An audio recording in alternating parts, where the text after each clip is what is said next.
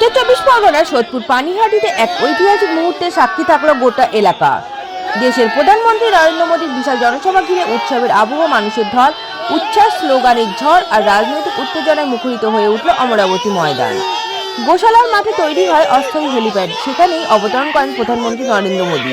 Helicopter থেকে নামার পর কড়া নিরাপত্তার মধ্যেই গাড়িতে করে রওনা দেন জনসভার উদ্দেশ্যে। রাস্তার দুধারে তখন উপচে পড়া ভিড়, হাতে পতাকা, মুখে স্লোগান। গাড়ির ভিতর থেকেই বারবার হাত নেড়ে জনতার শুভেচ্ছা গ্রহণ করেন তিনি। এই দৃশ্য যেন এক উৎসব, সমর্থকদের উচ্ছ্বাসে বারবার থমকে যায় কনভয়।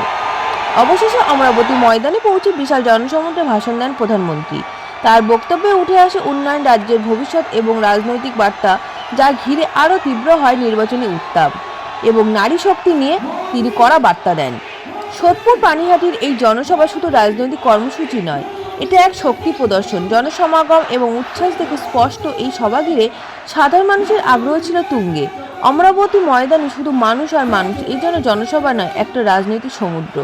জনসাধারণ কি বলছেন তা দেখাবো আপনাদের, তাদের উন্মাদনা কতটা এই বিষয়ে। সব মিলিয়ে নরেন্দ্র মোদীর এই সফর ঘিরে উত্তর চব্বিশ পরগনা তৈরি হয়েছে রাজনৈতিক চাঞ্চল্য। নির্বাচনের আগে এই জনসভা কতটা প্রভাব ফেলবে, এখন সেদিকেই নজর রাজনৈতিক মহলের।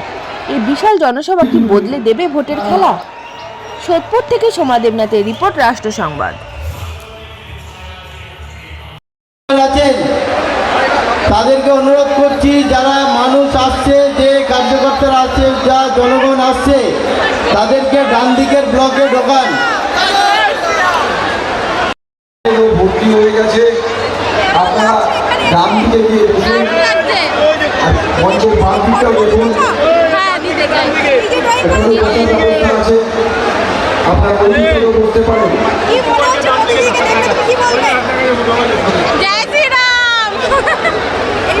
সকলকে মেইন রাস্তা দিয়ে আসছে, সামনে থেকে ভিড় না করে ঠিক একটু আগিয়ে গেলে বাঁদিকে ঢুকতে পারবেন। আসছে আমাদের কর্মীরা, যাতে আসে সেই দিকে ব্যবস্থা করুন। স্বেচ্ছাসেবকদের বলবো ঠিক ডান দিকের কর্নারের ব্লক, সেই কর্নারের ব্লকে আসতে বলুন। স্বেচ্ছাসেবক যারা আছেন তাদেরকে অনুরোধ করবো, আপনারা লাইন ধরে ঠিক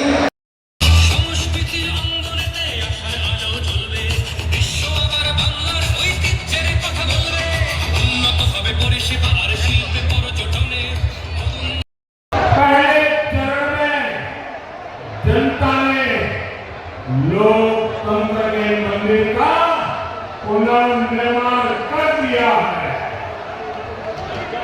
अब दूसरे चरण में आपको इस लोकतंत्र के मंदिर पर विजय ध्वज फहराना है। लेकिन साथियों, इस वजह से अब टीएमसी बहुत बुरी तरह बौखला रही है। कल रात भर टीएमसी अपने गुंडों को ताकत दे रही थी, मैदान में आओ, मैदान में आओ। मैं बंगाल की जनता से कहूंगा, बीजेपी